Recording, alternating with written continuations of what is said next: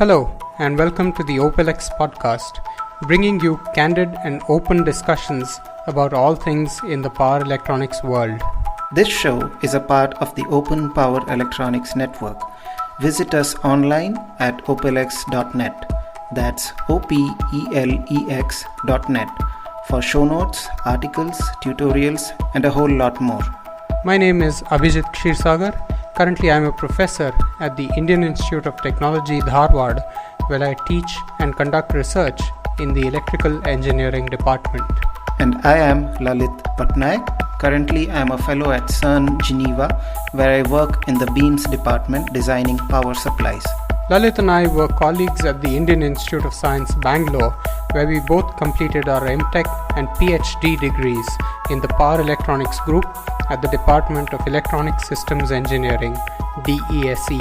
Over the coming weeks, we will be talking to leading academics, industry professionals, entrepreneurs, and other leaders in power electronics and allied fields. We hope you will find this useful and entertaining. So sit back and enjoy. Hello and welcome to another episode of the OpelX podcast.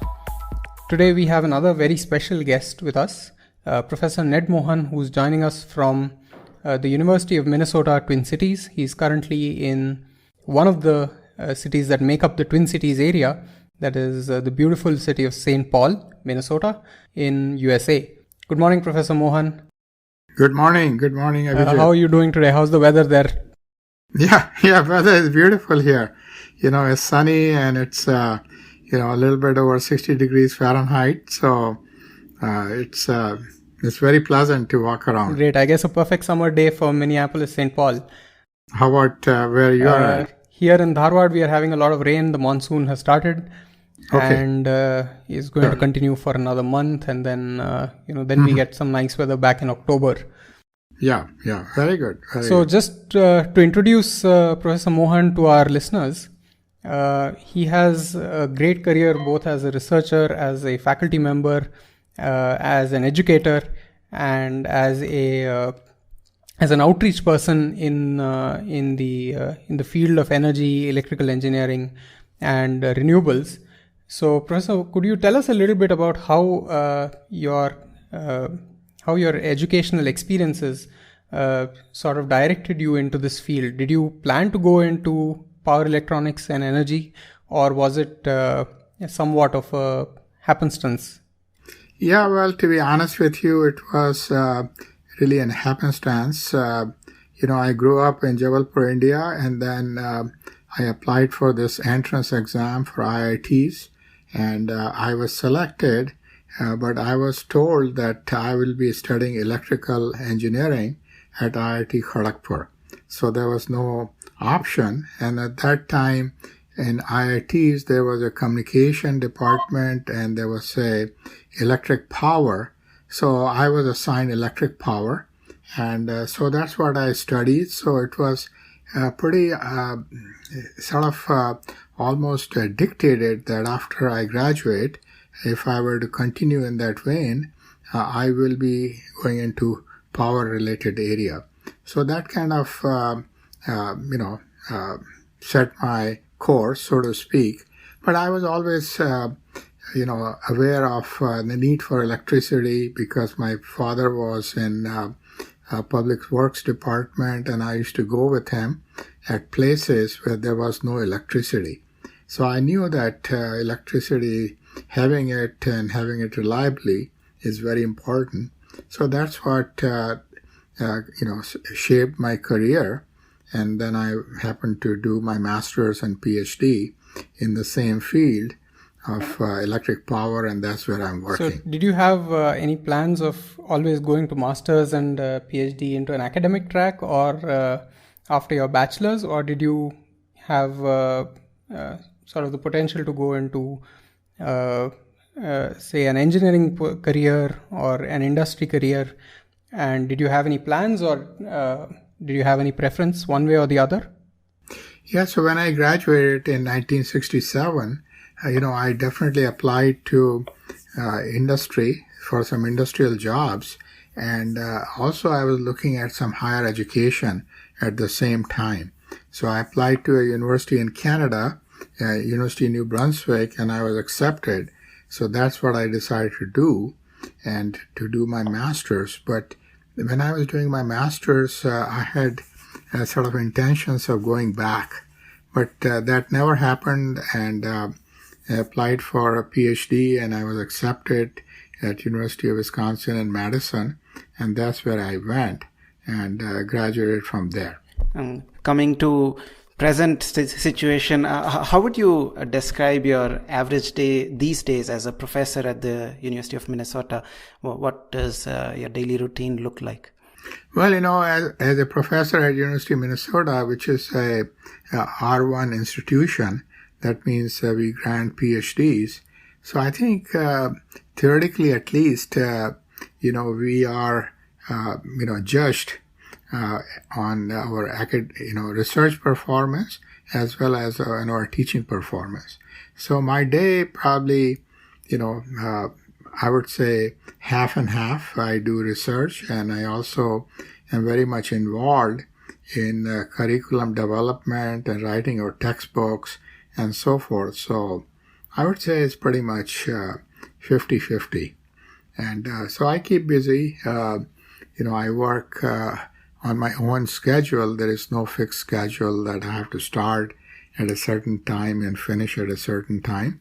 And but so it's very fortunate to be in this university environment in that sense. That's great, Professor. In particular, in the last couple of years, one of your focus areas has been the development of a very unique course which used to be called Energy, Environment and Society. And the topic itself is quite thought-provoking. Could you talk a little bit more about how that course has shaped up and how you're developing it now? Yeah, that is really my passion.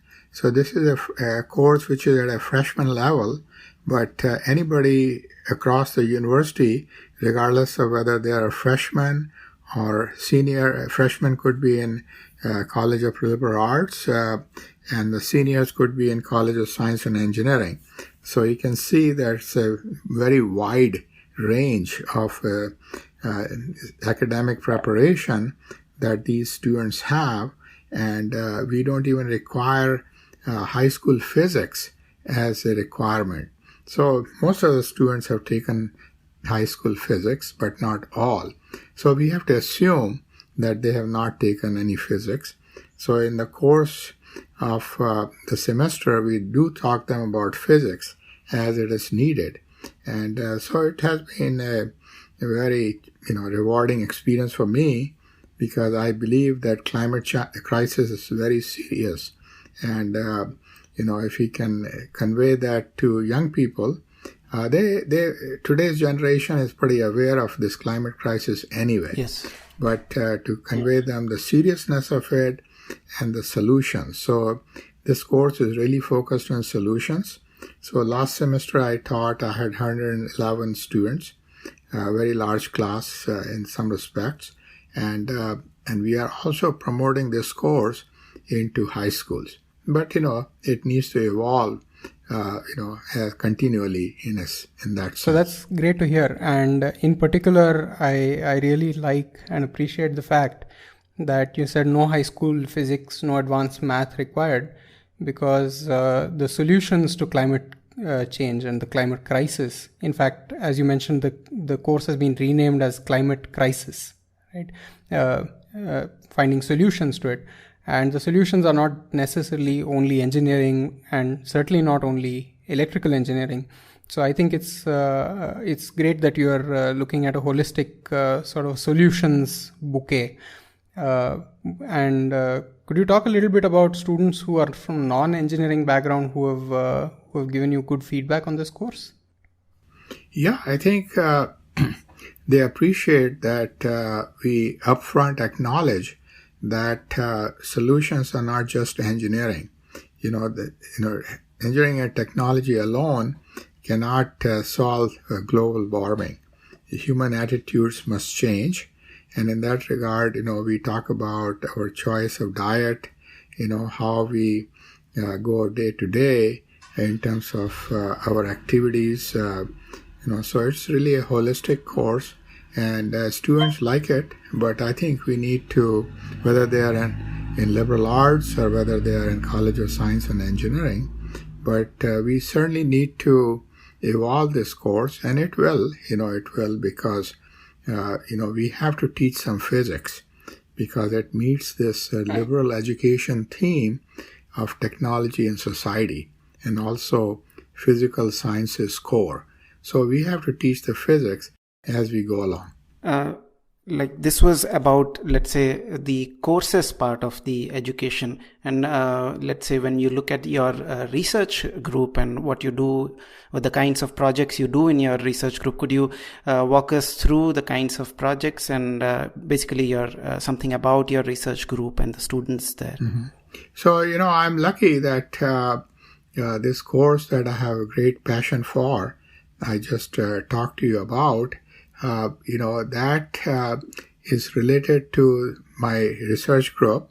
So actually, I have been working on energy in that sense from the very beginning. I started to do research at the University of Minnesota, and even before on my master's and PhD thesis.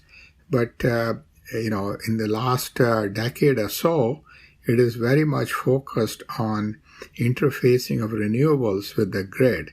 And that could be, single phase at low voltages for residential applications, or, utility scale at, pretty high voltages at 3-phase.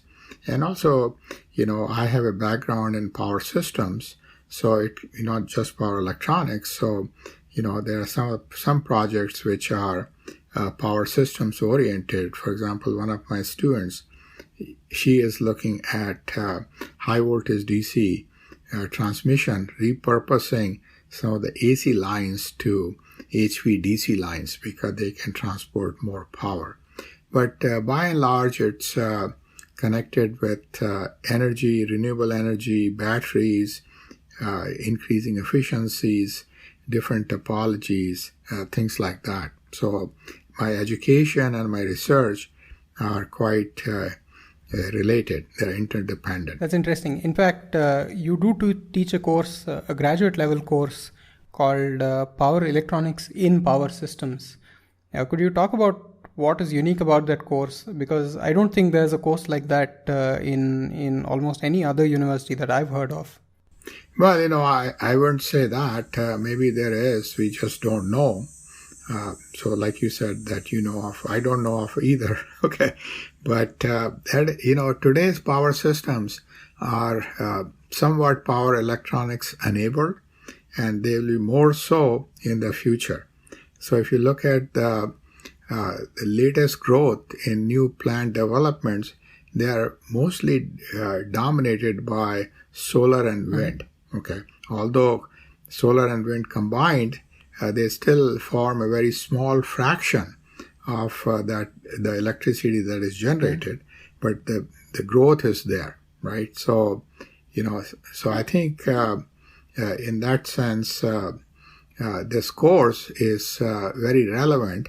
And last time I taught, that was, I believe, last semester, spring, maybe in fall of 2019, which was basically project oriented. So I had about 7 students, graduate students. It was at, the high 8,000 level, which is, mostly for PhD students. But, master's students can take it as well. But, so it was project oriented. Each student had a project that every week they will describe to the entire group of 7 people, including me. And, we will make comments, and then they will, we will rotate. So I really enjoyed that course. And from the feedback I got, students enjoyed that course. So, and also along that line, Abhijit, we are, we have been granted permission, or whatever the word is, by Wiley. Right. And we have a contract with them to write a book about what kind of power electronics topologies they go into in this higher power, not necessarily transmission, but at higher power level. So like modular multi-level converters, matrix converters, they'll all be a part of it. We also are developing a lab which will go along with it. So using the software we have, we can control those lab experiments. So since you mentioned labs for these type of topics, that's a nice segue into one question that I've been meaning to ask. This COVID-related disruptions have played havoc with teaching learning process in almost every facet. And the worst hit is probably labs, but you somehow have had the foresight to think about doing online labs, and you already have a setup ready. So could you tell us a little bit about how your group has enabled these online virtual, well, I wouldn't say virtual, but online based labs? Yeah, right. So, we are very fortunate in some sense. We, of course, nobody wished that COVID would be upon us, but we are already thinking of online, because teaching it online makes it much more accessible to students who may have scheduling conflict, or they may not be on campus, right? So we were already thinking of making them online, and it turns out that it was very helpful during this COVID crisis. So when it hit, like in March, we were already ready to teach these labs online. So there was no interruption whatsoever. Okay, and although we were not teaching it online at that time, but we switched over to online on the drop of a hat. There was no disruption. So now our goal is to make, so that was electric drives lab, but now we are making online labs for power electronics and also hardware labs for power systems. Could you briefly tell us about the technology that makes it possible, whatever is not proprietary, of course? Yeah, so again through a Navy grant, our postdoc Siddharth Raju has developed a software platform. He calls it Sciamble Workbench. So it's very similar to MATLAB Simulink, and it's totally free to use. So if somebody wants to use it for educational purposes anywhere in the world, they are free to use it. So for simulation purposes, that's all that is needed, and there is no need to have MATLAB and Simulink if that is not available. And but the beauty is that if you simulate using this Sciamble Workbench, then you can control a controller that controls the software, the hardware. So you have to use that particular controller for which this software has been designed for. This Texas Instruments TI's Delfino is one of those controllers. And then, so you just communicate with that. That's controlled by a computer anyway, right? So if you can remotely control that computer using remote desktop, then it's all, right. There's no problem whatsoever, right? And so we are trying to do that we already have done it online for electric drives. But for power electronics, we are still struggling with how to capture that data, because unlike in drives, in power electronics, you see switching waveforms. And so how to capture that, maybe using some digital oscilloscopes that can be communicated online, that should be possible, right? So that's where we are at the moment. And so this hardware in the loop setup is significantly cheaper than existing setups like DSpace or MATLAB SpeedGoat and all the others. Is that correct? Yeah, right. So MATLAB, we, at the universities here in the United States, we take MATLAB for granted because we have a site license through the university. But in other settings where it may not be available, it can be quite expensive. Whereas this Sciamble Workbench is totally free of cost. And then this controller we have is extremely low cost. It's one of the cheapest controllers there is. And then we have this, like if you talk specifically about electric motors and drives, the whole setup is like $2,500. And so that is, I would say, at least a factor of 5 cheaper than what we had before when we were using DSpace. And, but, in addition, I have to say that it's, much cheaper than the setup before, where you had online labs and let's say you have 5 lab stations. So the same thing was replicated 5 times. Whereas if you have an online lab, then you just need one setup, and then students can sign up for a time slot within a week, and they can access that laboratory. So just one setup is needed. So I would say it could be 25 to maybe 30 times cheaper than the solution that we used to have.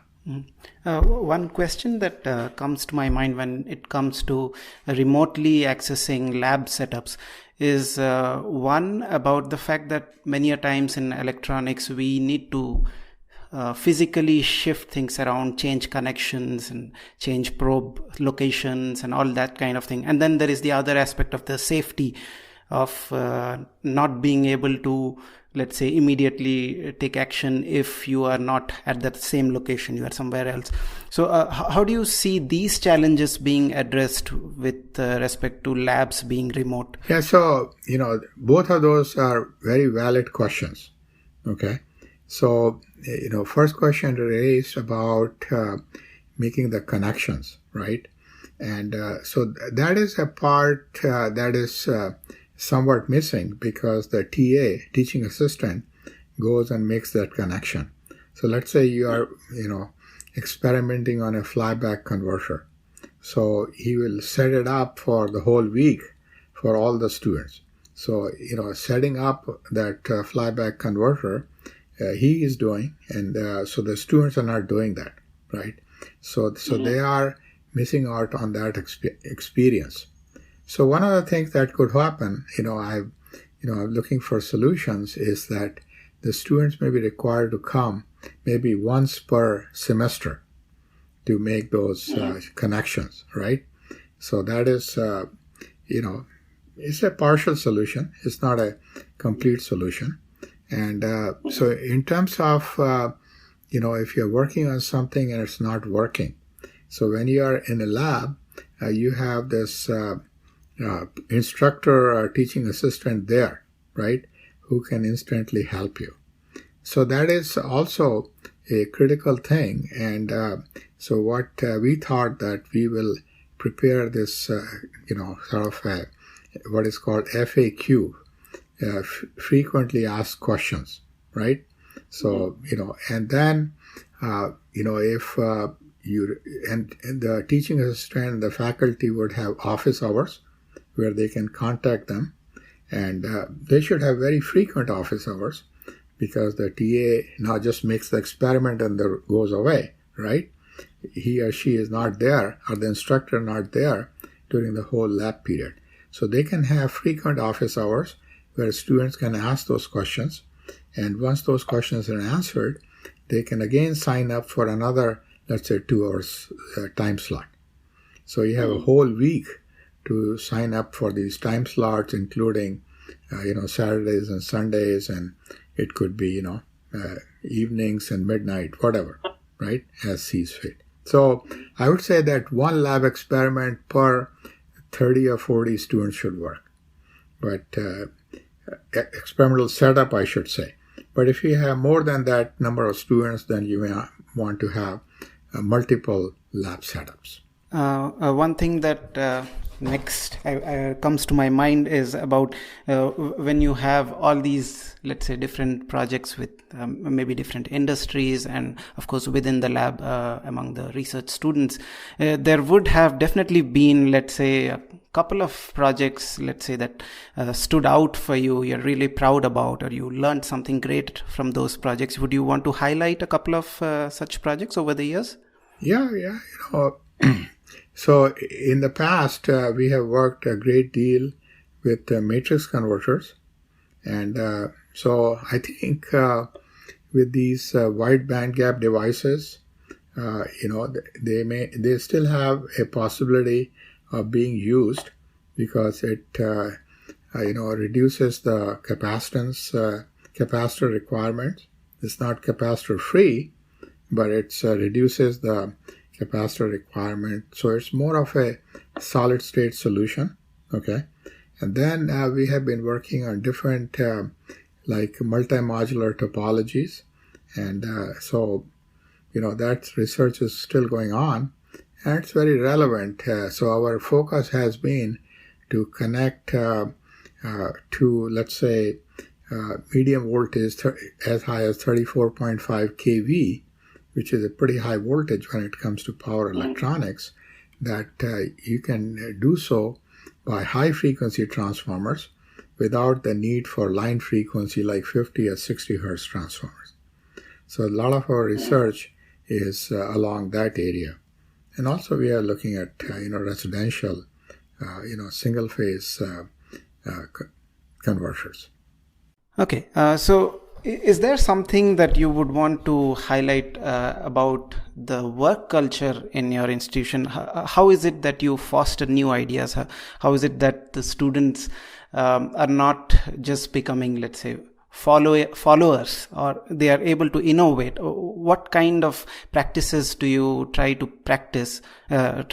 use so that you foster this innovation? Yeah, that is a very important aspect of being in a university, that you encourage new students who come to you. They have some idea on their own that what they want to do. So just to give you an example, I have a master's student. She is starting this fall, and she wanted to work on policy issues related to renewables. So, we have to realize that policy issues play a very important role in how these renewables are developed and connected. Developed, basically. How they are connected is not really what her interest is, but what are the policies related to that? What kind of subsidies they are provided? What are the legal issues, because quite often when you develop these wind and solar power plant, there are always legal issues because these are, pretty low energy density sources.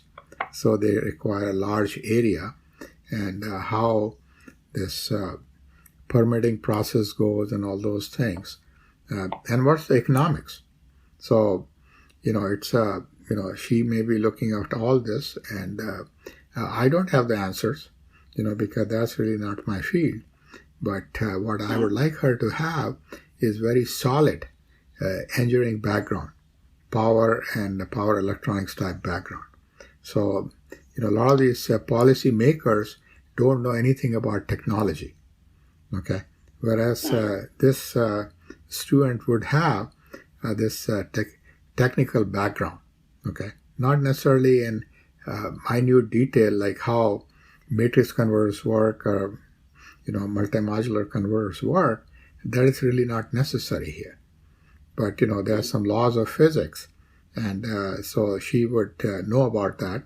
So it's not just operating in a vacuum. Okay. So it's just, like she came up with this idea, and I'd like to make the connections for her.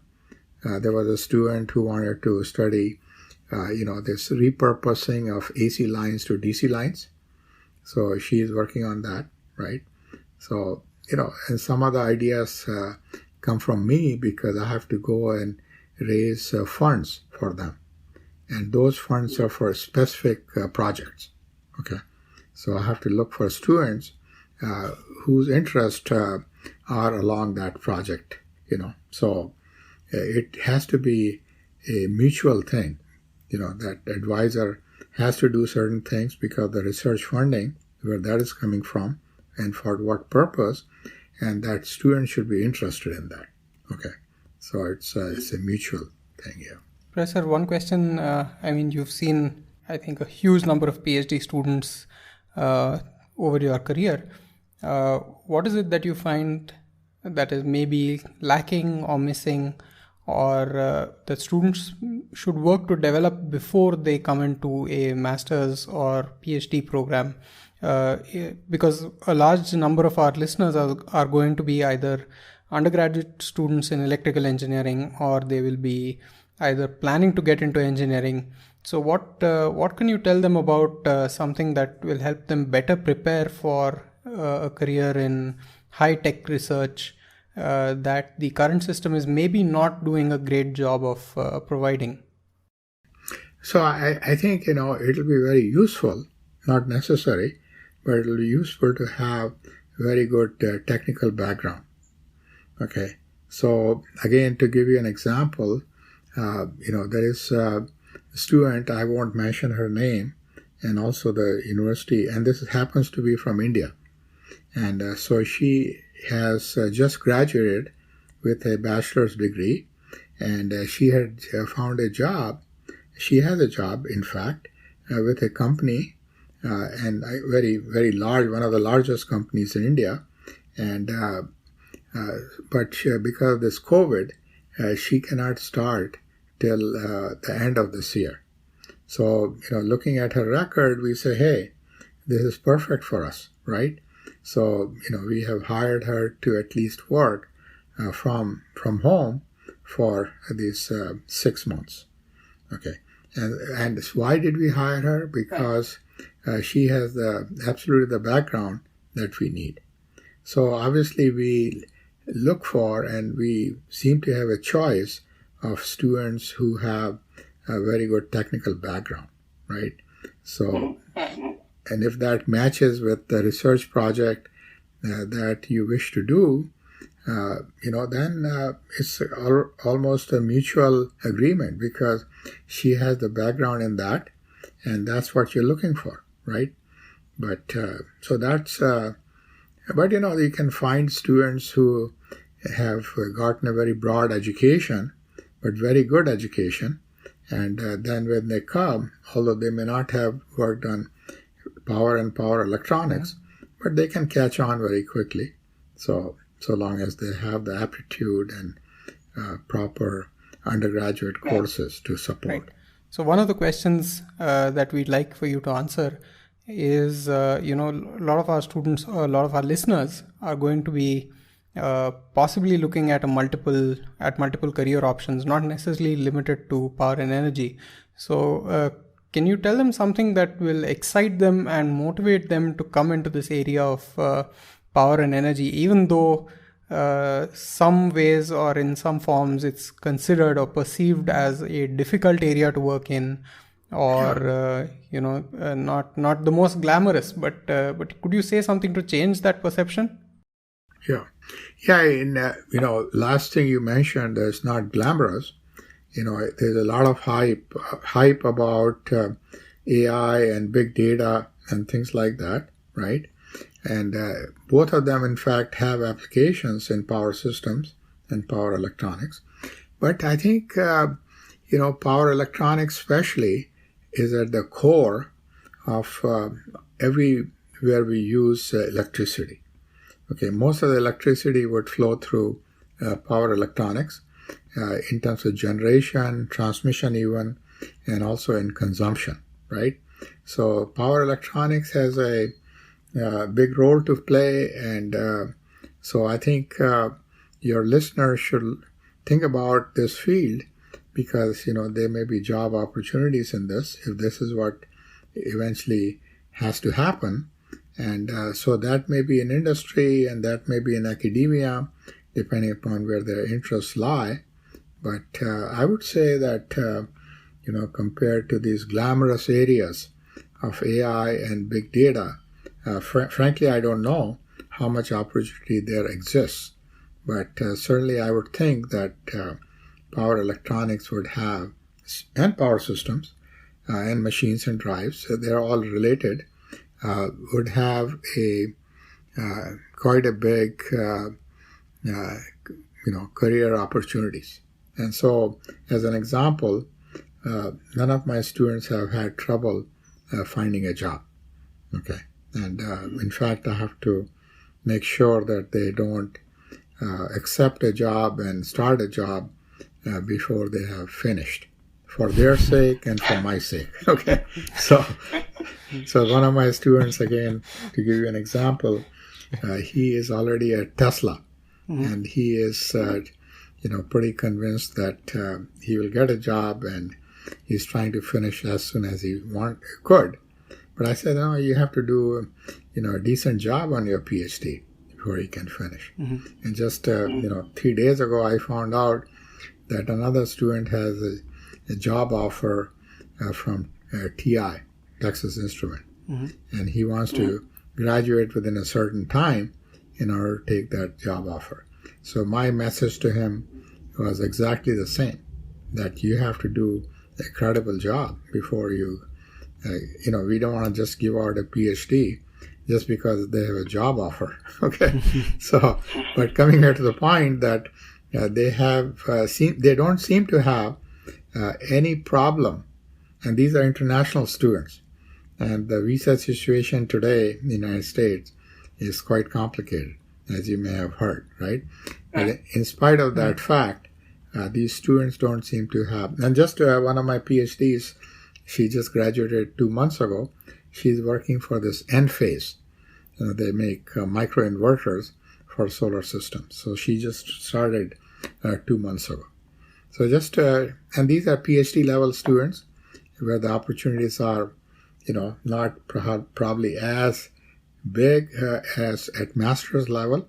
Although, many employers today look for students who have a PhD, because then they can, rapidly start to do whatever they have, skills they have acquired. Most of my students, they seem to have preferred to go to industry. One kind of question that I often hear from students is that, if they are into graduate studies, and some of them have this perception that sometimes with a PhD, especially the industry might consider you overqualified. They're looking for master's students, and PhDs are maybe too much into research and not as valuable. Do you think it's a right perception, or it's just a myth? It used to be. But I think that has changed because, the industry wants to produce something in a very short time. And so what they would really like, whether as person has a PhD, a master's, or a bachelor's, it doesn't matter, but they have 5 or 10 years of experience. Okay, but those people are very hard to find. Okay, because they're already gainfully employed in what they are doing, and they may not wish to move from one place to another. So having a PhD today is definitely a plus. Okay, so all these examples that I gave you, these are all PhD students. And if they were masters, they would have found a job too, no question. But I would say, having a graduate degree like master's and PhD, in some sense, is better than just having a bachelor's degree. Okay, so, and certainly if you're going into academia, PhD is a must. PhD is a must. Yeah, that is a given. All right, Professor, I think we've covered a fairly large range of questions, and you've given us very enlightening answers. Just to wrap up the conversation, I know personally, having worked in your lab as a postdoc, that you're a very approachable and warm person. If our listeners wanted to contact you, what would be the preferred mode? Are you available on email, social media, or anything else that you would like to share? For me, I think email is the best way to communicate. Perfect. So I check my email very often, and I respond very quickly. So email would be the best way to contact. Great. So we will have a show notes section that will accompany this podcast, and we'll put some links and your contact information in that. Is there anything else, any final notes that or any comments that you would like to add that we may have not covered? Well, yeah, well, I would say that first of all, I congratulate all of you to take up this initiative, and I wish you the best as you move forward, because it will be as good as the number of people in your audience that you find, right? Having put all this effort. Any final words of advice for young students? The advice I have, I don't know if I have advice, but I would say that, you should do as a young person wherever your passions lie, okay? And, those passions should be, with a caution, that you should, at the end of the day, should find a rewarding career, which is also financially rewarding, okay? So you cannot be in a vacuum and say, hey, I want to do this and that, and then, you graduate and you can't find a job. So that could be very frustrating, okay? So, but certainly, you should take all these things into account. Your passion and your opportunities, trying to help the society and, for example, fighting global warming and climate change, and also then try to find a rewarding career, right? So they should all be in the mix. Perfect. That's I think, very, very valuable advice. I think is going to be very useful for our listeners. So once again, I would like to thank Professor Mohan for joining us today, taking the time out. It's been a great session, listening to your thoughts and getting a lot of useful information. Once again, thank you very much, and see you next time. Yeah, thank you so much for your time, especially. Best of luck. So thank you so much. See you soon. Bye-bye. Okay, bye. Bye-bye.